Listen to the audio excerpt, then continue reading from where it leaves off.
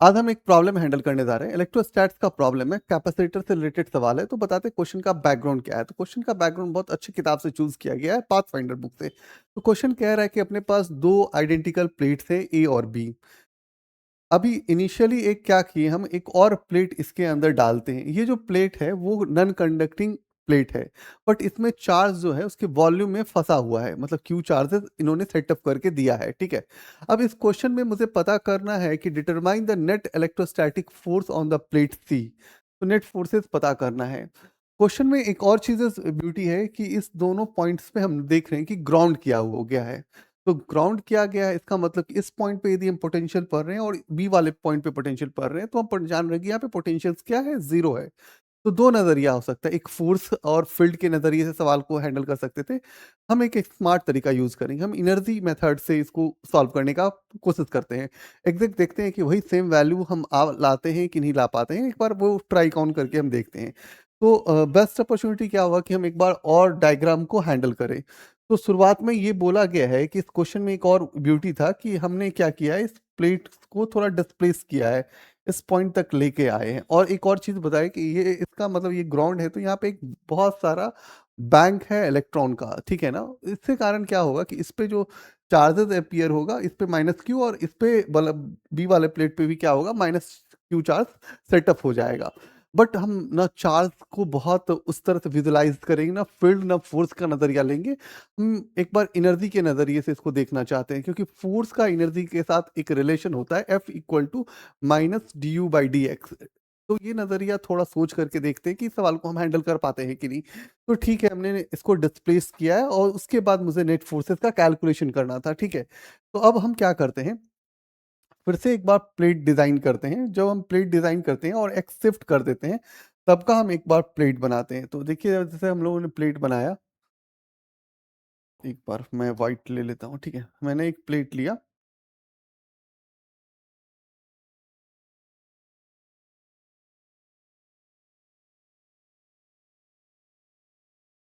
और इसके वॉल्यूम में चार्ज फंसा हुआ है, इसका चार्ज हम कहते हैं कि क्यू है। ठीक है, अब हम जब शिफ्ट कर दिए हैं, तो ये वाला भी पार्ट हमारा ग्राउंड है और ये वाला भी पार्ट हमारा ग्राउंड है।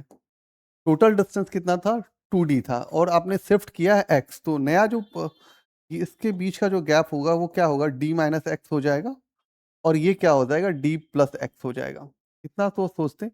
अब हम इसको, इसका इक्विवेलेंट निकालते हैं। ठीक है ना, इक्विवेलेंट निकालने के लिए मुझे क्या करना होगा, कैपेसिटर C1 देखना होगा और C2 देखना होगा। ठीक है ना, तो C1 निकालते हैं। तो C1 निकालते हैं, तो C1 इक्वल टू क्या लिखेंगे, एप्सिलॉन नोट इनटू ए, डिवाइड में क्या लिखेंगे, d माइनस एक्स। C2 निकालते हैं, तो क्या होगा, एप्सिलॉन नोट ए और d प्लस एक्स। हम इसका इक्विवेलेंट निकाल लेते हैं।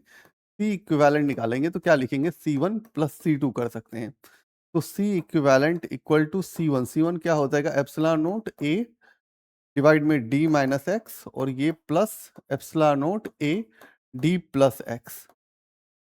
आपको पता है कि यहाँ से आप यदि कैलकुलेशंस करोगे, तो C इक्विवेलेंट के लिए आप जाओगे तो एप्सिलॉन नोट और A आपका कॉमन हो जाएगा, ये बचेगा 1 डिवाइड में d माइनस एक्स, और ये बचेगा 1 डिवाइड में d प्लस एक्स। अब आप एलसीएम लेते हो, एलसीएम लेते हो तो C इक्विवेलेंट ऐसे लिखते हो, C इक्विवेलेंट की बात करते हो, तो एप्सिलॉन नोट और A एलसीएम लोगे तो क्या हो जाएगा, d माइनस एक्स, और ये हो जाएगा d प्लस एक्स हो जाएगा जी। तो ऊपर चला जाएगा तो d प्लस एक्स हो जाएगा, और plus plus d minus x. तो ये एक हो सकता है कि x x को काट दें, तो जो C इक्विवेलेंट होगा वो कितना हो जाएगा, एप्सिलॉन नोट इंटू ए इंटू 2d, डिवाइड में क्या हो जाएगा, D x square minus x square हो जाएगा। इतना काम किए, अब हम इनर्जी पे जाते हैं। इनर्जी के लिए मेरे को पता है कि इनर्जी को यदि हम U इक्वल टू यदि लिखें Q square by 2C equivalent. ठीक है ना, सिस्टम की एनर्जी निकालना चाह रहे थे। ठीक है, तो अब हम क्यू स्क्वायर लिखेंगे, 2C इक्विवेलेंट का वैल्यू कितना है, तो epsilon note A into 2d, divide में क्या है, D x square minus x square है। अब u इक्वल टू कितना हो जाएगा, ऊपर लेके चले जाते हैं इसको, ऊपर लेके जाएंगे तो ये क्या हो जाएगा क्यू स्क्वायर, और यहाँ हो जाएगा D s square minus x square. Divide में हम क्या कर सकते हैं, 4 epsilon not a into D कर सकते हैं। ये एनर्जी हो गया। अब इस एनर्जी को कहीं ना कहीं मेरे साथ एक फोर्स का रिलेशन होता है, उस फोर्स के रिलेशन में हम लेके जाते हैं। फोर्स का रिलेशन क्या होता है कि F इक्वल टू हम पढ़ते हैं minus d u by d x, ठीक है ना। तो अभी मैंने जो यू के टर्म में बात कर रहे हैं, क्योंकि आप जब सिस्टम को में प्लेट्स को मूव करोगे तो क्या होगा कि इसके कारण एनर्जी में कुछ चेंजेस होगा। तो एनर्जी का चेंज का स्टडी करके फोर्स के साथ एक रिलेशन है, तो उसको यूज करके हम एग्जैक्ट वैल्यू तक पहुंचने का कोशिश करते हैं। तो अभी मेरे को पता है कि अभी अभी एनर्जी के साथ रिलेशन था, तो अभी एनर्जी के साथ क्या रिलेशन था वो देख लेते हैं। Energy equal to q square, तो एनर्जी इक्वल टू क्या लिख रहे हैं, q square into d square minus x square, divide में क्या लिख रहे हैं भाई, 4 epsilon note a d, 4 epsilon note a D.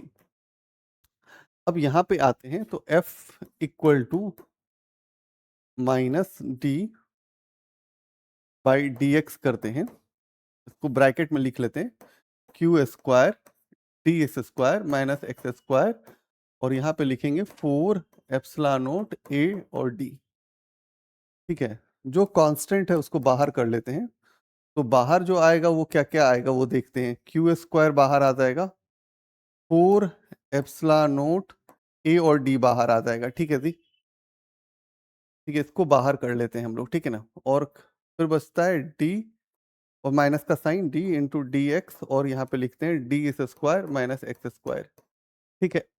अभी हमको पता है कि इसको डिफरेंशिएट किया जाए तो क्या हो जाएगा, minus Q X square 4 epsilon note A into D.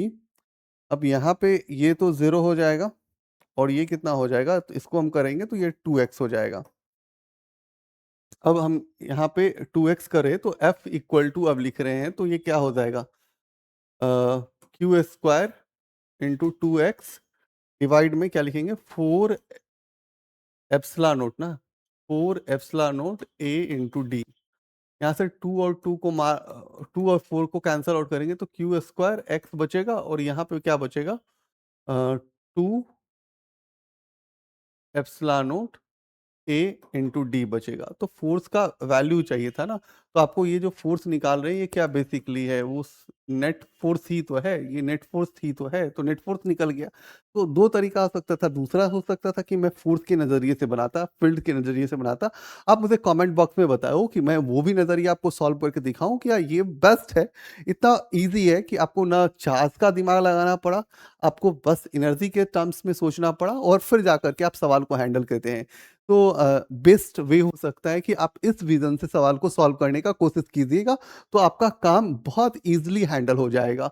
तो मुझे लगता है कि मेरे हिसाब से यदि एडवांस का एग्जाम आप दे रहे हैं और आपको जाना हो तो ये नज़रिया ले लीजिए, क्योंकि वहाँ पे क्या होता है कि आपको इलेक्ट्रिक फील्ड्स का डायरेक्शन देखना होगा, फिर फोर्स नेच की बात करें। दूसरी बात एक और चीज़ बताते हैं, जब प्लेट्स को रखते हैं और ये यहाँ पे जब शिफ्ट हो जाता है तो फोर्सेस का जो डायरेक्शन होगा, जो नेट फोर्स का डायरेक्शन होगा वो किधर होगा, तो फोर्स नेट का डायरेक्शन इस तरफ लगेगा, ठीक है। तो इतना क्लियरिटी होना चाहिए आपके अंदर, जो आपका बेस्ट पार्ट हो सकता है, क्योंकि यहाँ पे फील्ड्स ज़्यादा पावरफुल होगा एज कंपेयर यहाँ पे। तो ये सी चीज़ें तो आप रख करके भी हैंडल कर सकते थे। तो एक वे बताया है, आप देखो कि कौन सा वे आपको पसंद है। तो आज के लिए थैंक यू।